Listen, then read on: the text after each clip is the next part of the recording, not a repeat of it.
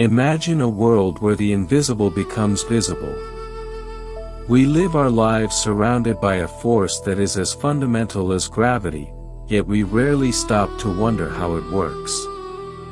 It is in the phone in your pocket, the car in your driveway, and the very ground beneath your feet. Without it, our atmosphere would be stripped away by harsh solar winds, and life as we know it would cease to exist. This is not just a story about a stone, it is a story about the invisible shield of our planet and the relentless curiosity of the human mind that learned to master it. From the ancient shepherds of Greece to the nuclear fusion reactors of the future, the magnet has been our silent guide. Our journey begins over 2,500 years ago in the ancient region of Magnesia, in what is now modern-day Turkey. Legend tells of a shepherd named Magnus. As he walked across the dark, rocky terrain, the iron nails in his sandals and the metal tip of his staff suddenly clung to the earth as if by a ghost. He had discovered the lodestone, a naturally magnetized piece of the mineral magnetite. To the ancients, this was not physics, it was pure sorcery. The Greek philosopher Thales of Miletus believed these stones possessed a soul because they had the power to move objects without touching them. For centuries, the magnet remained a deep mystery of the natural world, a living stone that defied every explanation of the time.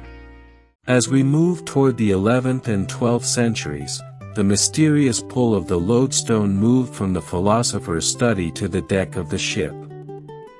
This was the birth of the compass, the single most important navigational tool in human history. In ancient China, during the Han Dynasty, the first compasses were shaped like spoons made of lodestone, balancing on brass plates. They called it the south-pointing spoon. By the time of the Song Dynasty, around the year 1100, sailors realized that a thin needle rubbed against a lodestone would always point toward the poles. Before this discovery, sailors were coast huggers.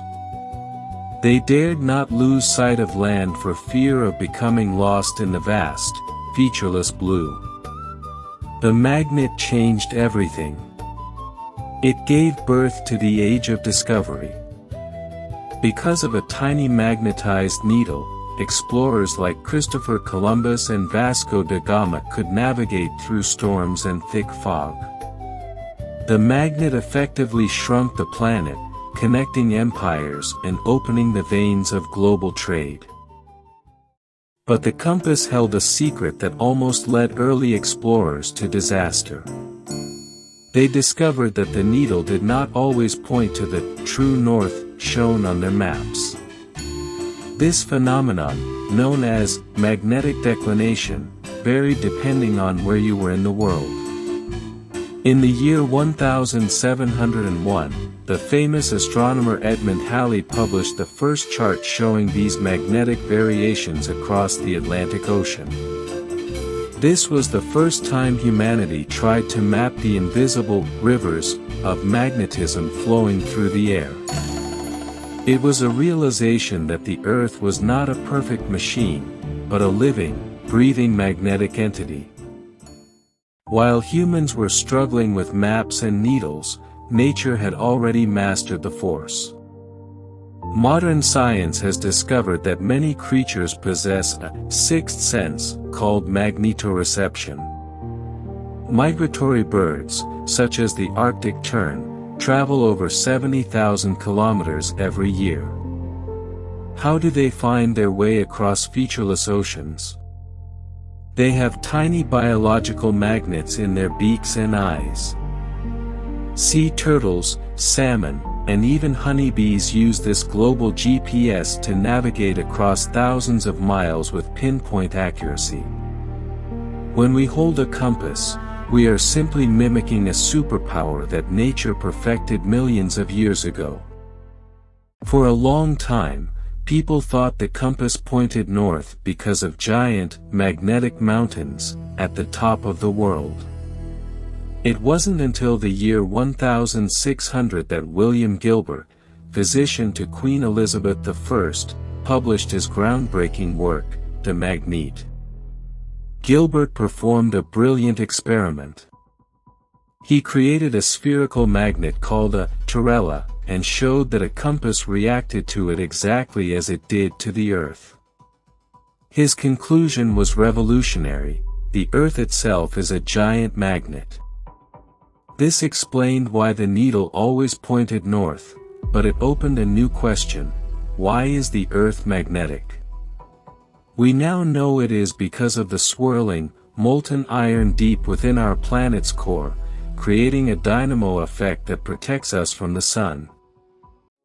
In the year 1820, a Danish physicist named Hans Christian Ørsted noticed something strange during a lecture.